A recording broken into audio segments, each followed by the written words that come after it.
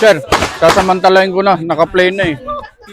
Konting message lang dun sa mga syempre, anong masasabi nyo sa ating bagong shooting range na pagmamay-ari ni Sir Ruel? Ayan. Nakita nyo naman na.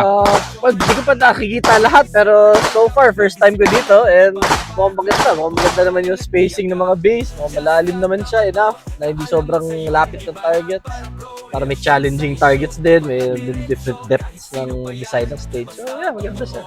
Ang ganda ng barrel nyo kanina sa pinakita nyo sa akin. Actually, you. nakunan ko na kanina. Anong mai advise nyo dun sa mga, halimbawa, yung mga gusto pumasok sa ganitong industry, shooting industry? Ako, para sa akin, maghanap kayo ng magtuturo ng proper basics. Para sa akin yun ang importante, yung correct fundamentals na sa shooting para one, safe na safe kayo. Kasi yun importante dahil siyempre baril to eh, nakaka-disgrasya pag hindi ka maingat. So para hindi mawala yung saya ng sport, wala tayong disgrasya.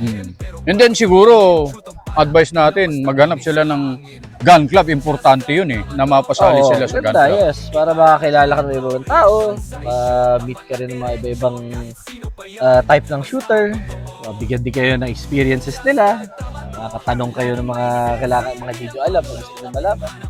Sir, salamat po ng marami. Pabati na lang sa lahat ng members and officers po ng LUTSA po. La Union Top Gun Shooting Association Incorporated. Okay. Hello everyone, mga members ng LUTSA. I hope you enjoy kayo sa mga matches and always shoot safe. Okay. Thank you po sir. Thank you very much.